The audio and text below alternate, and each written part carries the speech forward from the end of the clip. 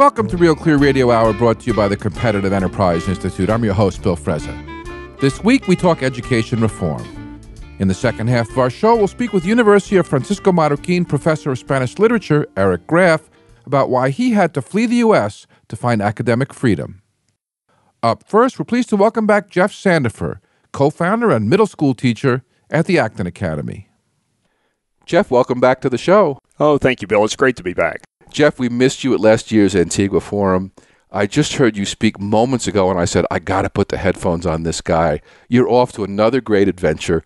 Before we get into it, take us back a little bit and refresh us on the Acton Academy and what you've done in primary education. Sure. Well, the Acton Academy, where my two boys go, is a one-room schoolhouse with 21st century technology devoted to the idea that children are capable of far more than we've ever imagined. And they are. We're seeing them live what we believe that they are heroes on a hero's journey, that they're going to find a calling that will change the world. And in every single case, no matter how high we set the bar, they've amazed us. And it's a purely Socratic methodology? It is Socratic in that any adult on campus is not allowed at any time to make a declarative statement. You can only ask a question. So you can't teach, you can't lecture, you can only ask a question. There must be exceptions, like where's the bathroom? That's posted somewhere. If it's not posted, then that's on me, and I have to say, gee, that's a great question. You're going to have to figure it out. And what age groups are these kids? There's 3 studios, elementary, middle school, and high school. Mm-hmm. 40 students in each, multi-age classrooms. So It really is a one-room schoolhouse, and the students teach each other. They learn from each other. It's not utopia. Some days it's Lord of the Flies. Other days it's tyranny. But, Bill, what it is, just like a free market, it's anti-fragile. Every time it breaks, it comes back stronger.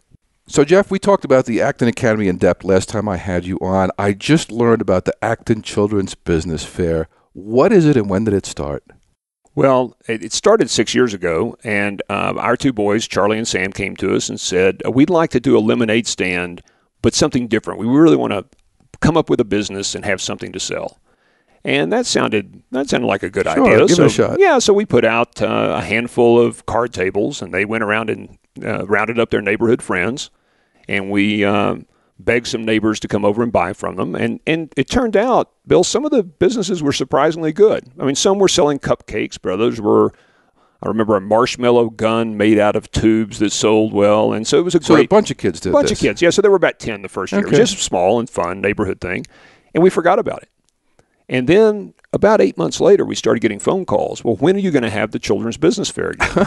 Oh, and by the way, the name, we agonized as adults over all these fancy names, and we came up with ideas and what we were going to call it. And my 6-year-old at the time said, well, why don't you just call it what it is, a Children's Business Fair? And so that stuck. So we started getting these phone calls. When are you going to have it again? Our other children want to join, and so we put out more card tables, and Still in the neighborhood. 20 children came. And what were the range of businesses of those 20 kids? Oh, gosh. Again, everything from selling food, but to artwork, magic games, pitch and toss. I mean, if you can imagine everything from a carnival game to some businesses that actually did really well, and some of the great businesses I'll tell you at the end, but some of them just, as you imagine, crafty-like things, and other ones very clever. I mean, some very clever And the businesses. kids came up with this on their own? Oh, absolutely. In fact, the amazing thing is there was no adult intervention, no curriculum, no teachers. They set their own prices. They set their own made prices. Their own product decisions. They made their own products. And in fact, I think the biggest thing about the fair is if children can make something with their own hands, sell it for more than it costs to make, and keep the money, that's about all the lessons of entrepreneurship there is. It turns them on, doesn't it? It turns them on. And the rest of it they'll figure out. And word of mouth, people just came and... People came, and so we thought that was fun. All well, right. The third year, 40 booths were filled. No. And so now it starts to get bigger. You can't do that on the roadside in your neighborhood, can you? Well, we have a big yard, so we actually have a lot of space. And the next year, 80 booths. And this last year, we had 125 booths, which is finally capacity. We had 250 children from 48 schools and over 1,300 visitors. 48 schools? 48 schools, all word of mouth, all with no marketing, purely the magic of spreading by word of mouth. Well, you showed us a short video, which of course we can't do on the radio, but give us a picture of what this last fair was like and the kinds of kids that were there and their products. Oh, I mean, we had one young lady who was selling her greeting cards. Mm-hmm. And she, as you heard in the video, she said, "I hope to make $3,700. And these are hand-painted, her own artwork. Then, they were hand-painted and then reproduced. Yeah. And it turns out that she didn't make $3,700. It turns out she actually signed 2 retail contracts at the fair, and she made $26,000. And that's net, not gross. That's net? Here's a 12-year-old making $26,000 on just an idea she came up with. And she signed the contract, and she signed the contract. She got it all done, and so it's and there were just 2 retailers that happened to love her wear, and she's incredibly talented. But that's an example of, these aren't all cupcake stands. Yeah, sure. What else did you have there? Oh gosh, we had a kid doing magic tricks. We had someone selling candy sushi. We had, this is very politically incorrect, but we had a paintball stand. You could shoot one child's brother with a paintball gun for a certain price. As I understand it, that deal got renegotiated about halfway through the profit splits. There were 125 different booths. So almost anything under the sun. And through the eyes of the kids, they couldn't have all been successful, right? Some of them must have bombed. What did they take away from it? Well, I think you learn a lot of things. One is that you have to be very careful with inventory. So they learn that businesses without inventory are actually less risky than businesses with inventory. So I remember one child made lots of wooden bows and spears, and so he spent a lot of effort, and they didn't all sell. And so he was left with the excess inventory. You learn lessons like you've got to be very careful if last year's hot product is likely to have 4 booths selling that next year. So competition, you learn this whole pattern of, but if you wait 3 years, by then people have forgotten the hot idea and you can repeat it. So there's a cyclicality that they've learned about the business. Absolutely. Every lesson about markets and supply and demand and competition, you can see being played out in a very sophisticated way when you get that many booths and that many people. How did the community react to this? The community loves it. We've had, as I said, no advertising. We had 1,300 people show up. So people come from far and wide. And also the children, they'll get very sophisticated about bringing lots of friends. The more friends you bring in, the more you sell. So there's lots of marketing going on before the fair to attract people, because we don't do anything. The children do it all. Now, you said 48 schools, so this is well beyond the Acton Academy now. You went to the public school system and private schools and you name it? Homeschoolers. It's a very diverse group. And they've insisted you expand this. Well, they have, and we've now reached capacity in Austin, so we've started to offer it to other people around the country. But yeah, we've reached the capacity at ours in Austin, but now actually there's 2 more in Austin that have started. So they're easy to put on. So these are like copycat events? Absolutely. Which you must be thrilled about. Oh, we're thrilled. No. In fact, we even provide prize money for the copycats, so we love the idea of people copying it. As you watch the kids react to success and failure, do you see it affect their personality at all? Do they get a swelled head sometimes? Do they get ahead of themselves? What have you observed? We don't see that. You do see the disappointment. If you don't sell well and you don't sell out, I think of 2 years ago, we had one child that was selling hot chocolate, and it turned out to be a very warm day. Oh. So there was a lot of effort put into producing lots of hot chocolate, and so that's certainly disappointing. You don't see the swelled heads as much. You see being proud of doing something, but there's not posturing or bouncing around. It's just it's a celebratory. It's a very celebratory, happy place. And do they celebrate each other's successes? Absolutely. Well, and there's the other thing that's funny is not only they celebrate, but you'll see people making side deals. If you'll in fact promote my booth, that's 50 yards away, there's all sorts of co-marketing. They have hawkers going out and hawking products and providing free samples to come to my booth. It's absolutely like being in a Turkish bazaar. And they figure this out on their own. It's all self-organized. Now, how did you get away with this? Hardly a week goes by, I don't read another article about a lemonade stand being shut down by the health police. You said there's cupcakes and cocoa, and how did that come off? Well, I have to say that I'm very big on the you beg for forgiveness, and you don't ask for permission, and so we didn't. And in fact, but it snuck up on us. It just kept growing and growing, and it turns out the city has been much more forgiving than I thought. There's some sort of artisan's rule that you can have small businesses and that you can sell a certain limited number of product on a limited number of days. So we've been lucky. Now the fire inspectors have been in, and we have to get permits. Right. So it's gotten to be much more. It's not without some regulation, but it's been much more reasonable than I might have feared.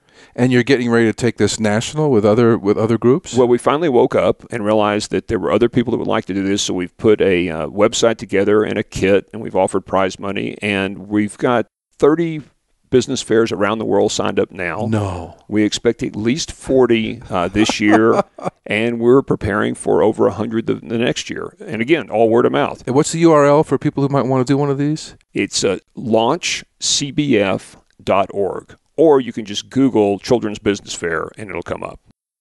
So, Jeff, you've got me all excited about this Acton Children's Business Fair. And as we were walking over here to put our headsets on, you mentioned that one of the participants got on Shark Tank? Yes, we had a young woman named Michaela who came for the first time at age 4.5. No. And she sold sweet bee lemonade. And so it was lemonade made from her grandmother's recipe with some sort of secret bee ingredient. Bee honey or something? Bee honey of some kind. And she did very well. In fact, it was one of the most popular stands that year. The only one that was more popular, by the way, was bacon on a stick. That turned out to beat her that year. You can't beat bacon. But she had a line, around the booth, people waiting. And the next year she had more customers. And then she was 5 the next year. She was 5. And suddenly she signs a deal with Whole Foods. No. And she was in Whole Foods. And then in Austin. In Austin. But then it goes regional. And she ends up hiring her parents, but it's very much her business. I mean, I know the family, I know her. She's running the whole thing. She goes on Shark Tank at age 9.5, and she's funded by Shark Tank. No. And she just raised another round of capital at a $3 million valuation. So but this is a real business now. It's She's a got very to do real quality business. control and inspectors and the whole absolutely. deal. And it's in Whole Foods around the Southwest and about to go national. And my favorite moment on Shark Tank, one of the sharks, who can be sarcastic group, said to her, if you really believed in this business, you would quit school and be full-time CEO. And she's 9.5. She's 9.5. Without missing a beat, she looked straight at him and very seriously said, I've been CEO of my business for over half my life. How many of your entrepreneurs can say that? And the shark threw up his hands and said, you got me. You win. You win. Wow. You mentioned another young lady who started a greeting card business around her artwork. Tell us about her. Well, she's one of my students at Acton Academy and very gifted artist. And I think the best story about her is that this whole greeting card business that took off is really her second business. That's kind of a sideline. How old is she? She's 12. She was 12 at the time. She's 13 now. But her real business is fashion design. And so at Acton Academy, everyone gets apprenticeships. You find your calling, you identify some great skill, a deep burning need in the world, and you go out and find a real apprenticeship where you actually get your hands dirty and work. So she'd done that for several years in fashion design. And it turns out she's incredibly gifted. Now, is this kids' fashion? I mean, this is... No, it's high fashion. No kidding. Which is something I know nothing about, but it was high fashion. And so she ends up being called to New York for a special apprenticeship. This is after being in L.A. for an apprenticeship and then up to New York. No, she's 12 and 13. You're going to school in Austin, and she gets an apprenticeship in New York? Yes. How does that work? Well, she's that good because it doesn't matter how old you are. It matters whether your designs will sell. So she goes in and has a 2-hour interview. And she comes out from the interview and she Googles Donna Karen to see who it is that she's been meeting with. Donna Karen was just blown away by her talent and wanted to call her in and give her advice. So this is a young lady that, she's going places. As an educator, this has got to bring tears to your eyes because this is the hero's journey you talk about, isn't it? Absolutely. No, it is the hero's journey. And it's, I guess what it's humbling is there's really nothing that we do other than believe in them. We offer structure and but it's believing that the children are capable of far more than you've ever imagined, and they never disappoint us. Now, I got to ask, are these specially selected kids the cream of the crop, or what about regular people? They are not special. They are self-selected. So they're all special. How they're self-selecting, I hear all the time, well, could kids in inner-city neighborhoods do this? And I don't teach in the inner city, but my belief is absolutely. You give them a choice. You give them a chance. You hold them directly accountable. It's not easy, right? They may fail. There may be tears. It's going to be hard. Yeah, and that stays true even if you're 50. Right? Well, our big thing is heroes don't always win. Heroes aren't celebrities. Now, that's not what a hero is. What heroes always do is they always get back up. Yeah. There's nothing wrong with getting knocked down, but there is something where you have to get back up, dust yourself off, and try again. But this turns the pedagogy of our entire Prussian-designed education system on its head. Is anybody listening? Oh, they are listening. In fact, I just opened my email as you and I were walking back over. This week, we had 48 applications to open an Acton Academy. So we'll have 40 Acton Academies launched by September of this year.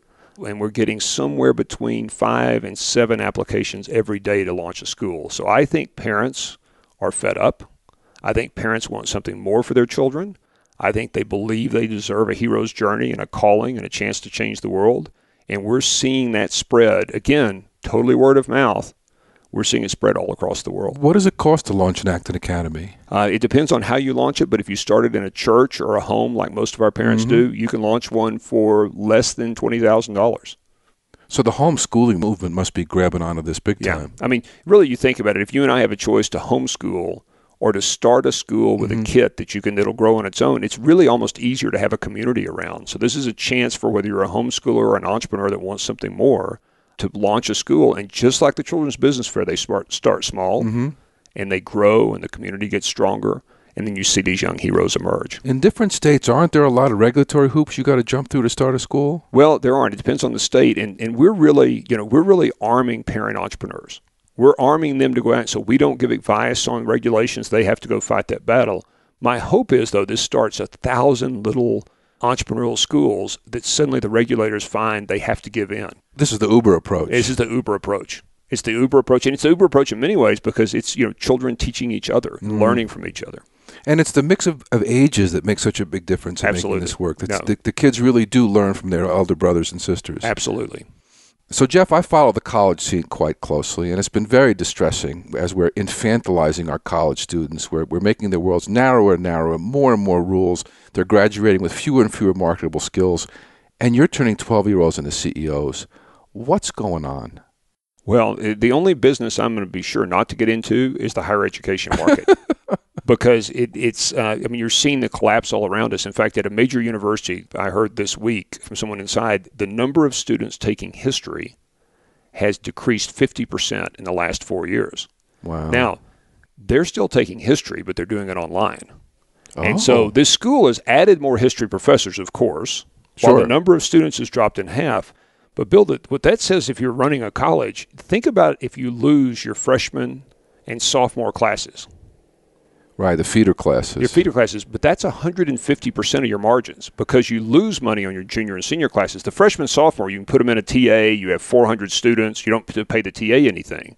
But what's happening is we're seeing people flee to the online courses and the free. If I can get my freshman and sophomore classes for free, the entire higher education model folds. What about the credential part of the system? Isn't that what drives it? For $50 each, I can get a certificate from edX that has Harvard or Stanford or MIT stamped on it and proves that I made an A. So, Jeff, how are you preparing your students for the new world of higher education and then the new gig economy that comes afterwards? Sure. Well, what we want to do is give them lots of options. If you get a free ride to MIT or Caltech, of course you take it, right? But we're giving the options to go to MIT for 4 years, to do 2 years of online for free and then go to a state university and finish. Or perhaps you take an apprenticeship and you become the next Steve Jobs, the next Bill Gates. So the whole idea is in this world that's so uncertain, you want children armed with a calling. You want them to come out with a sense of how to work hard at a real business. And then you want them to have lots of options for which credentials they need or don't need to set them free. Talk a little bit more about this finding of a calling. One of the things I find most distressing with some college kids is they come out, they got a diploma, they've been through all these years of school, and they still don't know what they want to do when they grow up. There's a mistake that a lot of 16 and 17-year-olds make that I'm going to go to college and college is going to tell me what to do with my life. And of course, universities don't do that. That's not their role. So our approach is if you can find something you're very good at, that you're in flow, you find yourself losing a sense of time, you love it so much, it solves a deep burning need in the world. If that's not a calling, it's at least going to be a great 2-year adventure. And if a 2-year adventure becomes a 10-year mastery, and then I suddenly have several other 2-year things that light you up. That light me up. Then I'm going to look back at that, and those threads are going to come together, and that's what the calling's going to be. I may not see my calling looking forward, but I can see it woven looking back. But what I want to be doing is something I love to do, that I have a passion, And by the way, Bill, the word passion, it doesn't mean fun. It means willingness to suffer for. Oh, tell me about it. I love it so much. I'll suffer the work. I'll do the work. I'll have the failures. I'll get back up. And if we can arm them with that kind of passion, it's something they're good at, then college becomes not the end and not an empty end where I find myself back on my parents' couch. It becomes a means to an end. So what happens to this gigantic ecosystem of K through 12 public education, colleges that are being supported by $1 trillion in student loans? 10 years from now, this all starts to look like obsolete. What happens? You know, my charge is to help arm parents to start as many of these as possible, and I'm going to let the university presidents figure that one out.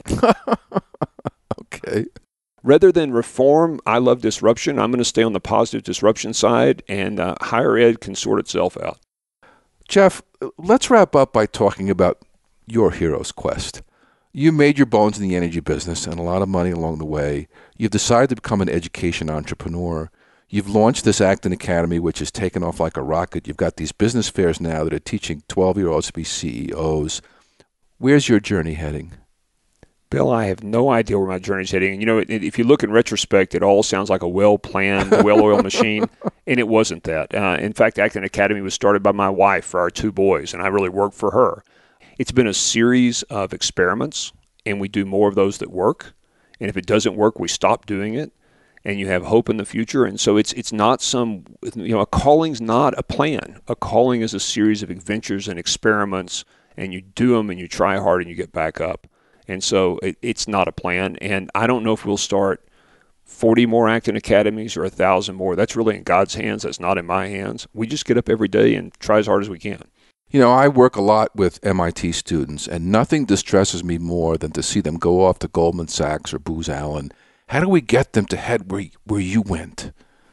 Oh, that's a great question. I think the most important thing any teacher does, if you think back on your great teachers, the ones that love you, it wasn't that they were terrific at teaching math or social studies. It was that they believed in you. You trusted them, and they said, Bill, you're special. And so I think the most important thing is you have to believe that children are capable of far more than we've ever imagined. And if you believe that, that's the spark. That's the difference. Starting at age 5. Starting at age 5. Jeff, thanks for being on the show. Thank you, Bill. It's a pleasure. That was Jeff Sandefer from the Acton Academy here on Real Clear Radio Hour, brought to you by the Competitive Enterprise Institute. I'm your host, Bill Frezza.